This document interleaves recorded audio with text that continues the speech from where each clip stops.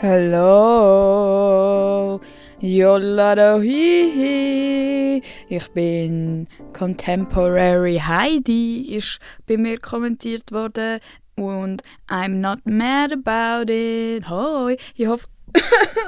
Sorry. ich muss immer lachen, wenn Leute husten, inklusive mir selber. Ich hoffe, euch geht es gut, ich wollte sagen, oder dir da draussen. Du, müde Seele, die mir zuhörst. Danke fürs Zuhören. Aber so, wie geht es dir? Wie geht es euch? Was läuft im Leben? Ich weiss. Es ist eine Zeit des Umschwungs. Es ist eine Zeit, wo das Studium wieder anfängt, wo ja, der Herbst kommt und man wieder Depri wird. Und was ist sonst noch? Gibt es etwas Gutes? Keine Ahnung. Gilmore Girls Season. Das ist das Positive daran. Und dass man nicht mehr so fucking schwitzt. Aber von dem habe ich ehrlich gesagt noch nichts gesehen. Ich vergesse, jeden Sommer vergesse ich, dass ich einfach das ganze Jahr stinke, Alter. What the fuck? What the fuck? Pookie, what the fuck? So fühle ich mich. Im Sommer bin ich immer so, oh mein Gott, im Herbst, Winter, endlich stinke ich, schwitze ich dann. Und übrigens, ich stinke im Fall nicht so schlimm. Also, ich stinke halt einfach ein bisschen amix, wenn ich gestresst bin. Aber in meinem Kopf stinke ich einfach 24/7 mega schlimm. Aber es ist nicht so, glaube ich. Nicht, dass ihr denkt, ich bin ein Grusel. Aber, dann bin ich so, hihi.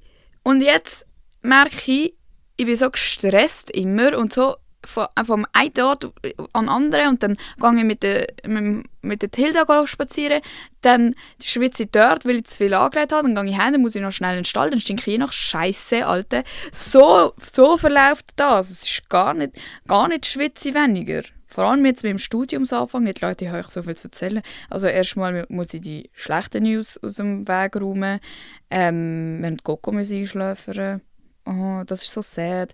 Ja, wir haben sie vor, keine Ahnung, schon, glaube jetzt 1,5 Wochen eingeschläfert und es ist halt so, ja, es ist ja schon die ganze Zeit nicht mehr so gut. An die es nicht wissen, Coco ist mein Childhood Dog, den ich halt haben, weil meine Mami studiert hat und dann amigs weg war und halt mega früh am Morgen aus dem Haus ist, so um keine Ahnung, wenn die gegangen ist um 5 Uhr oder so.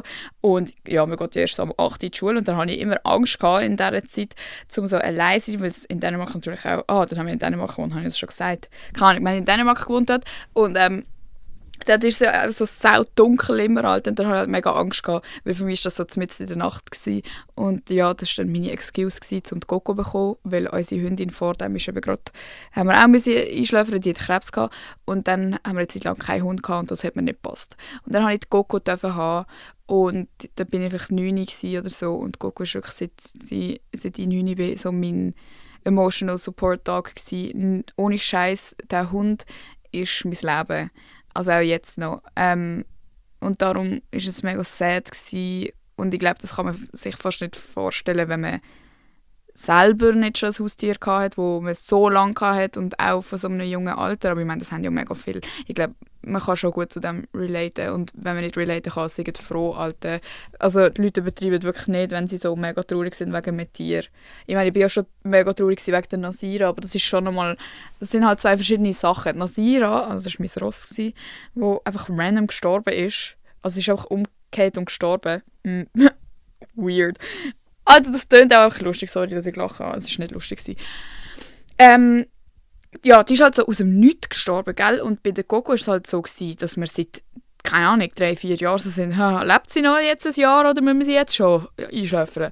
Und das ist halt so mehr schleichend und es ist halt anders, weil bei der Nasira bin ich jetzt noch viel trauriger, weil es halt so unerwartet war und ihr ist es ja eigentlich gut gegangen, weißt, so auf den.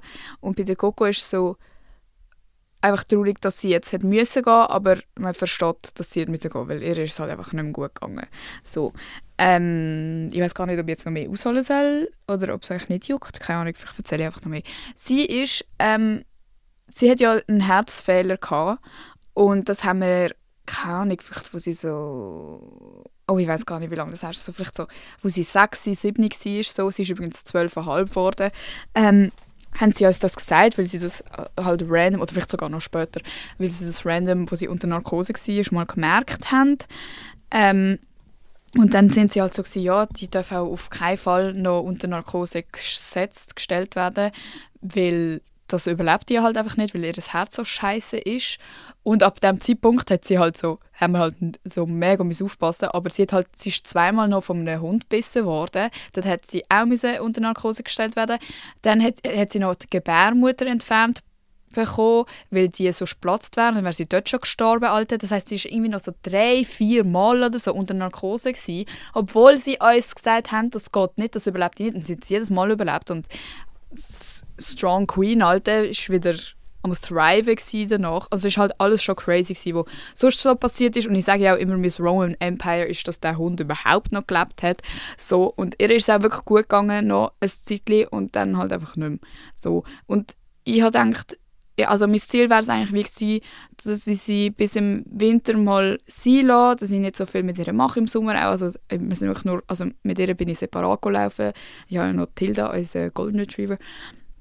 Mit der Tilda bin ich allein gelaufen, weil Tilda will natürlich mehr laufen. Dann bin ich mit der Coco, keine Ahnung, so 10 Minuten laufen. Das hat sie nämlich lustig gefunden. So ein bisschen überall alles bepissen, weil sie ja Alpha ist, und dann wieder heim. So. Aber sogar das war irgendwie zu viel für sie gewesen. Also keine Ahnung, sie hat halt einfach den ganzen Tag gepennt, und dann habe ich gedacht, ja, vielleicht im Winter, wenn es dann kalt ist, vielleicht geht es ihr dann besser, weil die Ärztin hat uns schon gesagt, es ist halt schon mega anstrengend für Hunde mit Herzfehler in der Hitze und so, und dass man schon gut aufpassen muss und so. Aber es ist dann ja ein bisschen kälter geworden, und dann hat sie einfach in der Nacht angefangen, so richtig krass so angestrengt, so hure schnaufen und so, als hätte sie so heiß, und als einfach so, keine Ahnung, so wie wir tun würden, wenn wir Fieber hätten oder so als Kind. So richtig krass. Und das hat mir so Angst gemacht. Ich dachte, ich stirb dort auf der Stelle im Fall. Also es war wirklich schlimm gewesen. Und sie schläft halt auch immer in meinem Bett. Oder hat geschlafen. Und darum ist mir das natürlich sofort aufgefallen. Und dann bin ich Mami, bin ich meine Mutter wecken. Es geht ihr irgendwie nicht gut. Und meine Mutter steht so dort und ist so low-key so, ja, ihr geht es nicht gut, das habe ich schon vor 3 Monaten gesagt. Meine Mutter hat sie nämlich im Juni, sind wir sie nämlich vorzeigen, so sagen, ja, sollten wir sie jetzt einschläfern oder was ist mit ihr, weil sie so einen dicken Bauch bekommen hat. Und das ist halt das Anzeichen, dass sie Flüssigkeit im Magen oder halt sonst irgendwo haben. Und dann sind sie dort so gewesen, ja, ihr könnt es mal probieren mit dem Medikament, also sie können schon noch ein Zeitchen leben, und also jetzt gerade einschläfern, ja, muss man jetzt noch nicht gerade, aber es wird schon langsam Zeit. So. Und meine Mutter hat sie halt dort schon eingeschläfert, weil sie es gar nicht kann, wenn ein Tier leidet. Und ich war so gewesen, hey, aber sie geht ja noch gerne mit mir spazieren, also leidet sie nicht. Und ja, das war im Juni gewesen, und so lange hat es noch gehabt, 3 Monate oder so. Und wir haben ihr auch das Medikament dann gegeben und so, und ja, es hat alles nicht mehr genutzt. Ja, das habe ich dann halt gemacht, weil sie nicht mehr wollte spazieren. Sie hat nicht mehr säckeln. Bro, der Hund ist halt eine Rennmaus. Nichts hat mehr funktioniert, wo die Coco eigentlich enjoyen würde. Sie hat eben den ganzen Tag gepennt. Und dann haben wir halt den Termin gemacht. Es ist auch so komisch, so einen Termin zu machen im Fall. Wenn man so selber entscheiden muss, weil es war ja mein Hund gewesen, und darum musste auch ich entscheiden und nicht meine Mutter dachte, ja, wir schlafen jetzt ein. Das war auch komisch, so das erste Tier, wo ich so muss, das gefällt mir gar nicht. Ja, und dann, keine Ahnung, Alter, dann weisst du so, ja, okay, morgen zu Abend ist sie einfach nicht mehr da. Das ist so komisch. Also, keine Ahnung, bei unserem letzten Hund hat mir das halt so einfach traurig gemacht, dass sie weg war, weil ich halt ein Kind war. Aber ich habe das nicht gecheckt, wie fucking komisch das ist. So, jetzt war es wirklich schlimm gewesen. Es ist so, okay, dann haben wir gedacht, sie haben uns so verschiedene Terminvorschläge gegeben, und ich war so, nein, komm, mach morgen zu Abend, weil dann habe ich noch den ganzen Tag mit ihr. Alter, das ist so schlimm, den ganzen Tag noch zu haben im Fall. Also es ist auch schön, weil eben, du kannst so richtig Abschied nehmen, aber du hockst einfach dort, du kannst nicht am Handy sein, du kannst nicht irgendwie schissen, du kannst nichts machen, weil du bist so, das ist, keine Ahnung, ich denke so, in 5 Stunden wird sie eingeschlafen, in 3 Stunden wird sie eingeschlafen, in 9 Stunden wird sie eingeschlafen. Du musst jetzt jede Sekunde noch irgendwie nutzen, aber du kannst ja nichts machen, Bro. Es ist ein Hund, was willst du machen? Du kannst nicht mit ihr reden oder so den ganzen Tag. Du machst halt so, keine Ahnung, so 2-3 Stunden vielleicht, brauchst du auf für deine Rituale und was du noch sagen willst, und keine Ahnung, noch einen schönen Spaziergang und Glasse essen und keine Ahnung was. Und der Rest hockst du halt einfach dort und wartest auf den Tod, Alter. Das war so komisch gewesen. Ja, ich habe dann einfach mit der Coco zusammen genappt. Und wir sind noch in den Stall, weil sie den Stall früher geliebt hat. Das hat sie irgendwie auch so ein bisschen outgefreakt, hat nicht so Freude gehabt. Noch chillig laufen und Glasse gegessen und ganz viele Treats hat sie bekommen und einfach Liebe und alle am Heulen. Und das habe ich auch gedacht, so, boah, das muss mega schlimm sein für die checkt das doch nicht. Oder vielleicht checkt sie es auch schon. Und wir alle auch so traurig und am Heulen. So. Die hat einfach sollen sagen, morgen kommen wir, tschüss, Baum, bumm. Aber ich kann das halt nicht. Also vielleicht ein Tipp für euch, wenn ihr ein Tier einschläfern müsst. Der Remo Vorrer hat mir auch geschrieben, der Eurovision-Typ. Ich habe auch geschrieben, dass er auch so seinen Termin gemacht hat für seinen Hund, dass es auch richtig weird war, um so rumzuwarten. Darum, es ist eine Universal Experience, glaube ich. Genau, also ja, ich bin damit am Dealen und es geht, also keine Ahnung, es ist halt so eine Erleichterung auch ein bisschen, weil es ist schon auch nicht cool gewesen, den Gogo zuzuschauen beim nicht mehr richtig Gogo sein.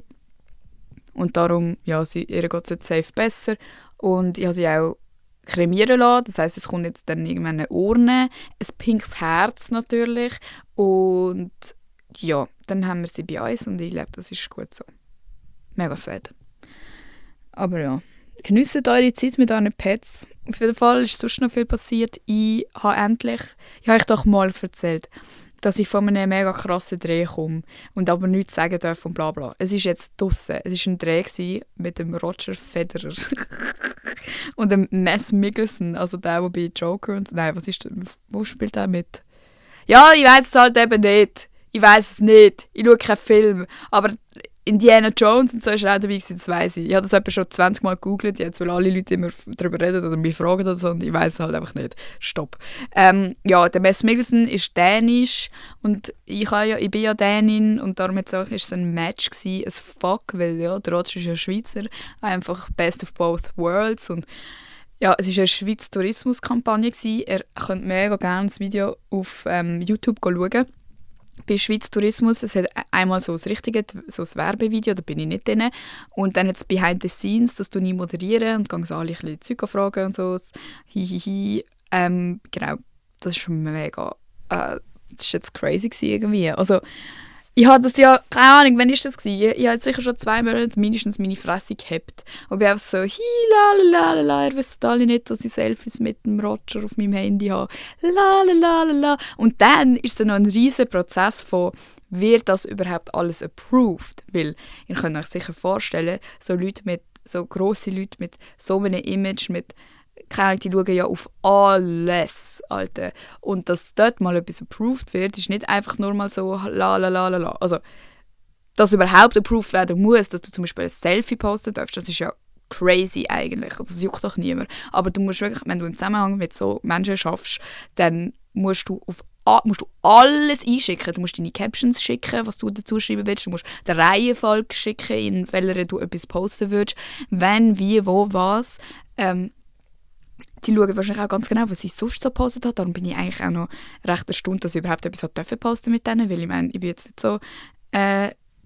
so super, würde ich jetzt mal behaupten, auf meinen Socials. Aber ja, es hat alles funktioniert, es ist alles approved worden, wo ich wollte, dass es approved wird. Ich habe ja selber noch ein Video gemacht.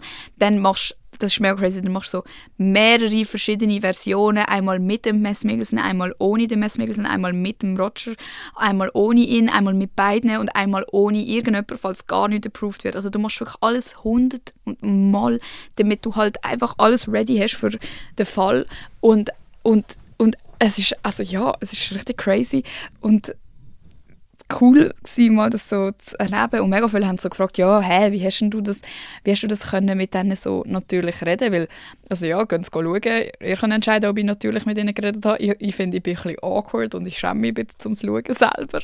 Aber ist in Ordnung.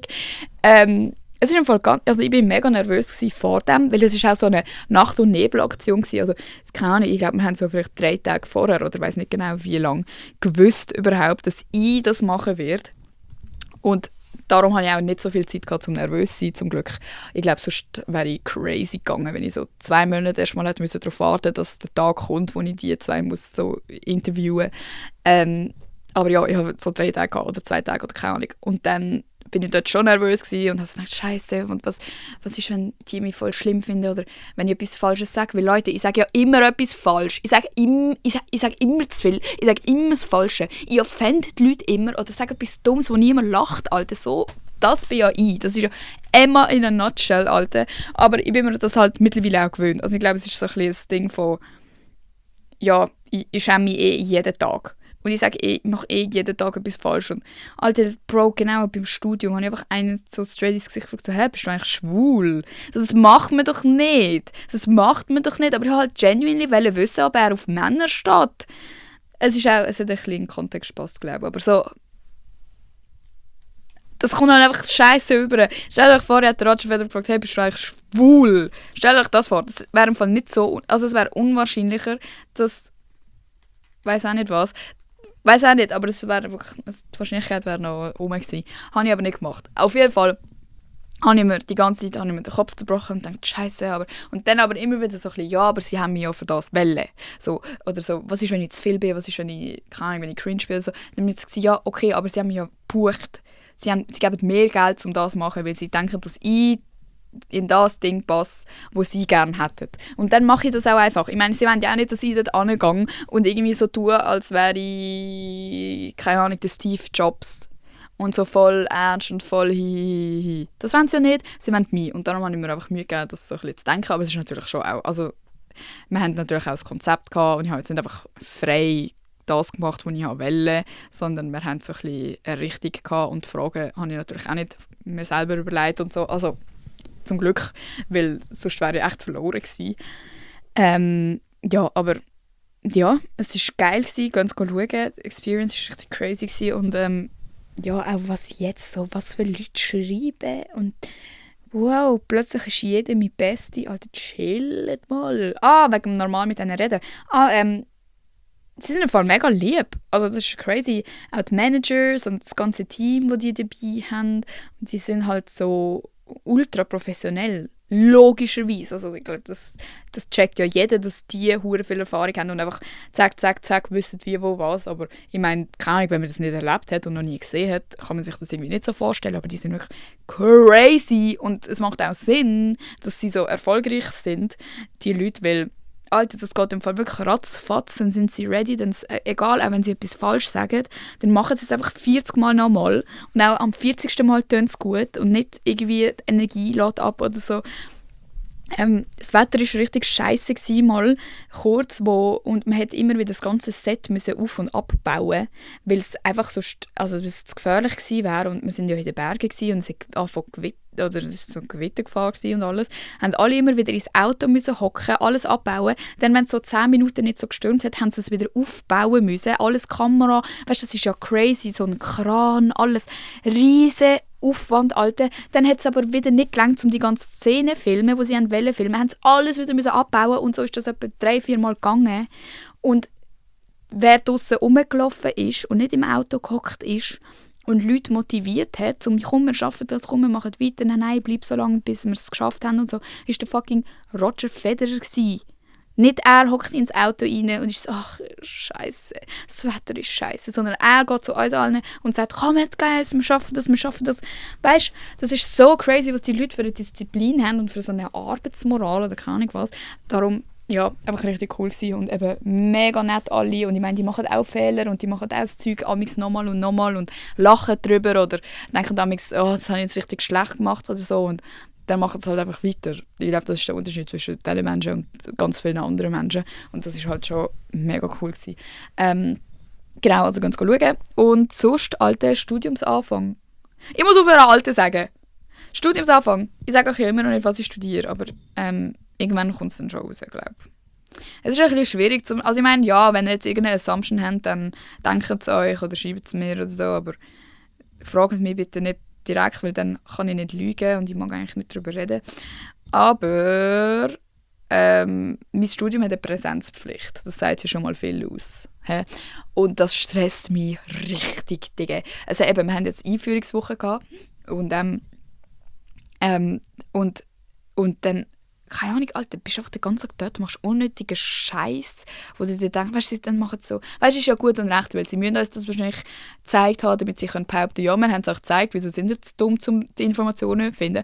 Aber es ist dann so, am Nachmittag musst du darüber zuhören, wie du Informationen findest auf ihrem Portal. Ja, wo findet man die Absenzding und wo findet man Blö und wo findet man... Alter, wir sind Gen Z. Halt, ja, auch nicht alle, es studieren ja alle Leute. Aber so, Bro, ich muss nicht... Und vor allem, du musst dort sein. Also auch Einführungswoche war obligatorisch gewesen, und ich dachte, Alter, Ficke.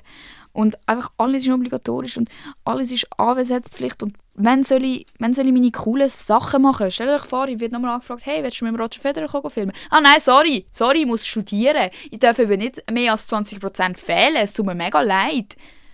Und dann kannst du auch nicht in der Schulleitung schreiben, hallo, Entschuldigung, ich hätte etwas mit dem Roger Federer. Könnte ich vielleicht, weil dann bist du ein kleiner Hurensohn. Dann probierst du irgendwie die so einzuschleimen und so privileged. Und ich weiss auch nicht, wie ich das alles machen werde. Ich hätte natürlich auch eine Teilzeit machen können, aber wenn schon, dann schon. Ich meine, sonst brauche ich irgendwie 12 Millionen Jahre, um es Teilzeit zu machen, muss dann gleich Teilzeit anwesend sein. Dann mache ich jetzt lieber alles zack, durch, ist mein Plan, und bin so schnell wie möglich wieder frei im Leben. Obwohl, ja, ich weiß auch nicht. Und mega viele Leute sind auch so, hä, wieso studierst du jetzt etwas? Bro, weil ich einfach die Sicherheit geil fände. Einfach so wissen, so, wenn Social Media mich anschießt, blöd, ich habe etwas studiert, ich kann dort einen Job holen. So, wisst ihr, was ich meine? Und auch, ich meine, ich war jetzt ein Jahr daheim und es ist wirklich nichts für mich, um einfach nur in meiner eigenen Welt zu leben, die ganze Zeit. Und alle anderen leben so ihren Alltag und ich habe halt literally keinen Alltag. Das passt mir gar nicht. Ich liebe das, wenn ich muss... Also Liebe ist übertrieben, es schießt mich auch hure oft an. Aber so rein theoretisch liebe ich das, wenn ich am Morgen aufstehen muss, irgendwo hingehen muss und weiss, dort wird mich das und das erwarten. Dann komme ich heim und dann muss ich das und das machen. Das ist so geil, Alter. Und natürlich bin ich auch dankbar, dass ich die Möglichkeit habe, um einfach daheim rumhocken und mein eigenes Leben irgendwie machen. Aber das ist halt nicht das, was ich im Moment fühle.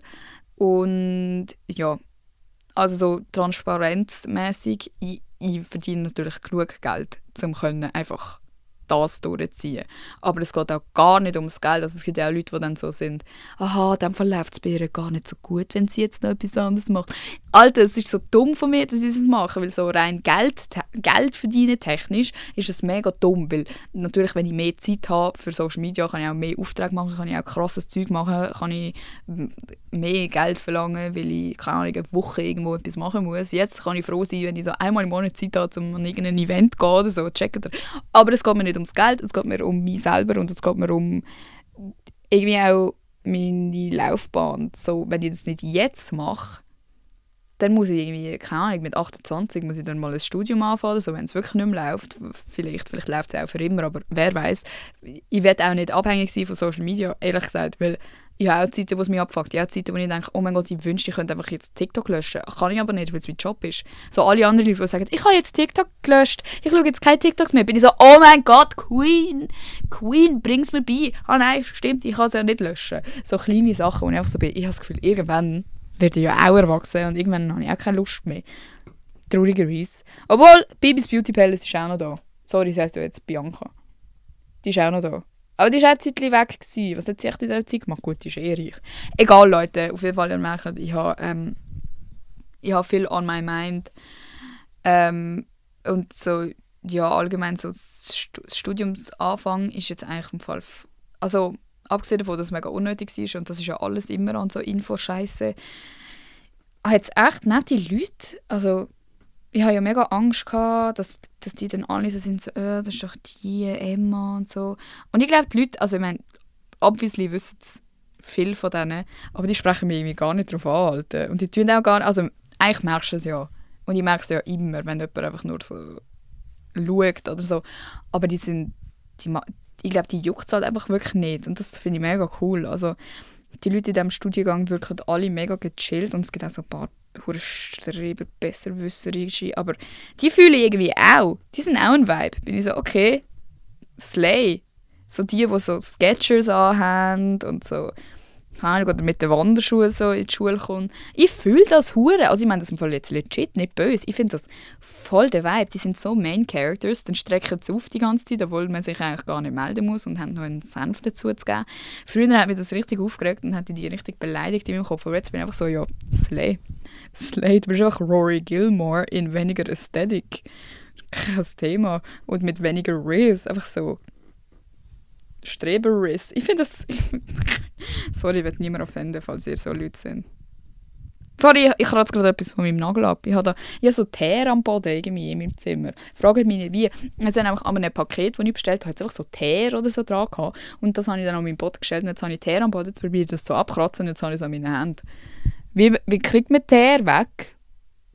Auf jeden Fall, eigentlich wollte ich darüber reden, so, also eigentlich habe ich nur das Live-Update geben wollen, aber wegen dem Studium wollte ich darüber reden, so wie es so ist, so neue Leute kennenlernen und so, weil das droppt ja, die Folge droppt ja am Sonntag und am Montag fängt es ja offiziell an, glaube ich, bei den meisten. Die meisten haben ja nicht so eine scheiß Einführungswoche. Bless you, seid froh, Alter, das hat gar nichts gebracht. Es ist im Fall, Alter, ihr müsst einfach ihr selber sein und ein bisschen zuvorkommend. Also wirklich die einzigen Leute, die ich bis jetzt beobachtet habe, die so ein bisschen untergehen bei uns, sind halt die einfach nicht reden. Red einfach, wenn du etwas komisch sagst oder wenn ich jetzt bei jemandem rede, denke so, oh mein Gott, was ist das für eine?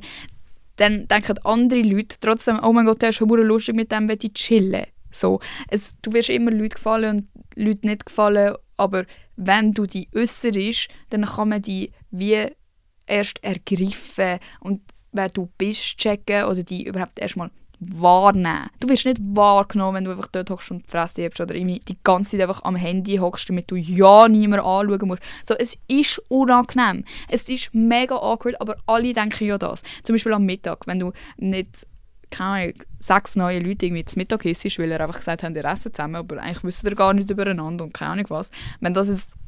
Wenn so eine Situation kommt, dann ist es fucking awkward, weil du weißt nicht, was reden und irgendwann wird es auch still sein. Und ich bin ja so eine Kandidatin, die dann die ganze Zeit redet, Alte, weil ich nicht haben kann, wenn es ruhig ist, dass ich das Gefühl habe, ich bin verantwortlich dafür, dass wieder Stimmung reinkommt oder dass jemand redet. Und das habe ich dann auch genau so gesagt. Im Fall. Bei mir war es genau so eine Situation, wir waren alle ruhig und haben es eigentlich alle so lustig miteinander gehabt und so, aber es war halt ruhig gewesen. Und dann sage ich halt auch, alte Leute, könnt ihr reden? Reden wir etwas? Und dann bin ich halt so der Klon von mir aus, aber meistens passiert dann etwas. Und sie haben nachher im Fall auch nicht viel mehr geredet. Also nachher habe ich einfach weiter geredet, aber dafür war es weniger awkward gewesen. Und natürlich habe ich mich auch blamiert mit dem. Also es hat sicher Leute an dem Tisch, die gedacht haben, Alter, kann ich nicht einfach die Fresse heben, chill jetzt mal, es ist doch nicht schlimm, wenn es ruhig ist. Aber dafür hat es andere an dem Tisch gegeben, die gedacht haben, haha, zum Glück hat sie geredet, weil es wirklich mega awkward war und das irgendwie lustig gefunden haben. So. Und darum möchte ich euch encouragen, für jetzt den neuen Anfang, vielleicht, den ihr habt, je nachdem, was ihr macht, oder keine Ahnung, jetzt in der neuen Lehre, oder egal was, kann man in jeder Situation brauchen. So, traut euch einfach, euch selber zu sein. Es ist nicht peinlich, dass du bist. Es ist vielleicht nicht für alle, wie du bist oder wer du bist, aber es ist eben auch nicht für alle nicht. Weißt du, was ich meine? Es kann nicht jeder die Scheiße finden. Es kann nicht jeder finden, du bist cringe. Es kann nicht jeder finden, du bist nervig. Es kann nur jeder finden, dass du non-existent bist, wenn du die Fresse hast und dich wie ein Geist benimmst. Und das finde ich so traurig, weil auch die Leute, eben, die dann so ruhig sind, und ich judge die gar nicht, weil ich frage mich dann immer, wie sind eigentlich die daheim? Also was machen die denn so? Und dann denke ich immer, es ist so schade, dass sie sich irgendwie nicht getrauen oder nicht wohlfühlen, um so, wie sie daheim dann sind, auch einfach draussen zu sein. Und ich weiss, es ist, also keine Ahnung, es hören mir safe mega viele Leute zu, die auch eher ruhig sind. Und die meisten Leute sind ja eher ruhig, glaube ich. Aber und ich glaube, ich weiss auch nicht, ob man das einfach so ändern kann, weil ich bin ja selber auch ein ruhiges Kind gewesen, zum Beispiel. Aber auch wenn ich an mich denke, als Kind, wo so schüch war, dass sie nicht mal sich getraut hat, um zu fragen, ob sie aufs WC gehen darf, lieber in die Hose gepisst hat, weißt du, so diese Sachen. Ich war wirklich fest schüch gewesen. Denke ich mir auch, als ich daheim war, bin ich so ein frecher, kleiner Saugoff gewesen, Alter, so ein lustiger Furz, dass ich mir halt wie nicht vorstellen kann, dass irgendjemand, der gegen aussen so ist, wirklich so ist. Also ich meine, I respect the hustle, wenn du wirklich 24/7 dein Maul hast und einfach so, keine Ahnung, nicht redest. Dann finde ich es ja fair. Also ich meine, du musst dich ja nicht verstellen, nur weil du mit Leuten draussen bist. Aber du verstellst ja irgendwie auch, wenn du schüch bist und dein wahre Du gar nicht rauslässt, weil du halt einfach Angst hast, wahrgenommen zu werden. So, das ist doch so sad, alte Leute. Ihr habt noch, auf jeden Fall, wenn ihr schüch sind und gerne nicht schüch wäret, ihr habt noch Zeit, no joke, ihr schafft das, ihr habt es auch geschafft. Man muss einfach sich so oft blamieren, dass es wie keinen Unterschied mehr macht, weil es ist peinlich, Leute. Und es ist für niemand sonst eigentlich, also doch auch schon auch, aber die meisten Leute machen sich keine Gedanken über euch. Vielleicht so 10 Minuten kurz und nachher denken sie wieder an sich selber. Und wir selber sind 24/7 stuck mit uns selber. So, wir machen uns jeder von uns macht sich den ganzen Tag nur Gedanken über sich selber. Oder auf jeden Fall fast den ganzen Tag. Dann, finde ich, sollte man sich auch Mühe geben, dass man die Person irgendwie auch gern hat, wo man sich 24/7 damit befasst, nämlich sich selber, dass man auch stolz sein kann und dass man auch anderen Leuten sich getraut zu zeigen. Weil du bist cool und du bist liebenswert und du bist Bereicherung in sozialen Situationen, in irgendeiner Gruppe oder so. Du hast etwas beizutragen und was du zu sagen hast, ist spannend. Auch wenn du eine andere Meinung hast als jemand anderes oder auch wenn du etwas anderes siehst. Es ist doch spannend, wenn du die einbringst und deine Sicht allen anderen zeigst. So, wenn du immer ruhig bist, also ich finde, ich glaube, ich drehe mich ein bisschen im Kreis, aber ich check es. So, wenn man wirklich, wirklich so ist, dann finde ich es cool, dann bin ich so, okay, du bist voll unique. Aber wenn ihr jetzt so euch angesprochen fühlt, im Sinne von daheim bin ich ganz anders und draussen traue ich mich halt einfach nicht so mitzuzeigen, dann würde ich euch wirklich ans Herz legen, das ein bisschen zu üben. Das muss ja nicht von heute auf morgen sein, aber dass man immer wieder kleine Sachen macht, um ein bisschen näher dran zu kommen, dass man sich getraut, sich selber zu sein. Weil das ist ja auch voll die Beleidigung an euch selber, wenn ihr das nicht sind. Also logisch, man verändert sich natürlich je nach Situation. Im Vorstellungsgespräch bist du jetzt auch nicht so wie daheim, aber ihr checkt, was ich meine. Es ist ja irgendwie eine Beleidigung, wenn du dir selber sagst, hey, so wie du bist, so will ich dich nicht anderen Leuten zeigen. So werden die Leute sicher nicht gerne haben, wenn du so tun würdest, wie du eigentlich daheim bist. Wisst ihr, was ich meine? Und wenn man sich selber das die ganze Zeit unterschwellig so mitteilt, dann irgendwann glaubt man das so richtig und ich glaube, das zieht sich so richtig in alle anderen Bereiche vom Leben, wenn man halt so, ja, dann bist du halt einfach allgemein unsicher wahrscheinlich und das finde ich richtig schade. Weil ich finde es auch richtig spannend, mit Leuten zu reden, die ganz anders sind als ich. Ich muss nicht mit denen beste Kollegen werden, aber es juckt mich dann schon auch, was so Leute zu sagen haben oder wie die etwas sehen oder ich finde es lustig, wie sie Sachen formulieren und vielleicht nehme ich dann sogar so etwas in meinen Wortschatz auf. Keine Ahnung, wir alle haben wahrscheinlich irgendeine Formulierung oder irgendein Wort oder eine Aussage, wo wir Jahre später noch mit unseren Kollegen sagen, weil das irgendeine random-ass Person so gesagt hat und man das irgendwie spannend oder interessant oder lustig oder cool gefunden hat und dann darum in sein eigenes Leben so aufgenommen hat und man das so weiterträgt. So, das ist ja so cool. Oder einem bleibt doch auch richtig oft etwas, wo so fremde Leute zu einem gesagt haben, wo dann vielleicht keine Ahnung, Jahre später wieder so daran denkst und es irgendwie einen Impact auf dein Leben hat. So, der und der hat doch mal gesagt, dass man das auch so und so sehen könnte. Und dann plötzlich siehst du immer mehr verschiedene Perspektiven und merkst, ja, es ist eigentlich nichts richtig und nichts falsch. Und es ist einfach cool, Leute. Es ist cool, der Austausch mit anderen Menschen. Und ich würde euch auch raten, eben, wenn ihr gerade die Situation habt, dass ihr vielleicht ganz viele neue Leute kennenlernt, das ist im Fall auch mega eine coole Opportunity, um nicht immer nur mit den gleichen 2 Leuten zu chillen und nicht immer nur die zu denen gesellen, die schon gleich sind wie du. Ich bin jemand, der das mega fest macht. Also, ich suche mir immer so ein Girl aus, das so ein bisschen den gleichen Vibe hat wie ich und nachher fühle ich mich halt mega wohl und dann ist das so meine Person. Aber ich sage, das bringt halt nicht so wirklich viel Wachstum und amigs ist das auch nicht, was man will, aber einfach mal zum erwähnt haben, also, du wachst viel mehr dran, wenn du musst lernen, mit ganz vielen verschiedenen Arten von Menschen klarzukommen und umzugehen und gut zu haben, weil zum Beispiel jetzt auch im Arbeitsleben, Bro, du kannst nicht aussuchen, mit wem du zusammen schaffst, du kannst nicht aussuchen, mit wem du musst klarkommen oder wem du musst erklären, hey, so und so läuft das und es ist nicht böse gemeint, aber blablabla. Je mehr verschiedene Menschen du kennenlernst, jetzt, wo wir noch jünger sind, desto mehr wird es dir sonst im Leben bringen, weil es wird immer nur noch nervigere Leute geben und die Leute werden nicht magisch im Alter nett oder gleich wie mehr oder so. Man wird sich immer mit dem befassen müssen und darum ist es einfach umso einfacher, wenn man das so früh wie möglich checkt und lernt. Und ja, es ist anstrengend. Also ich bin jetzt auch richtig müde, nur schon von dieser Einführungswoche und frage mich halt auch so, Bro, wie soll ich das alles machen, wenn es dann so richtig angefangen hat. Aber es ist auch cool.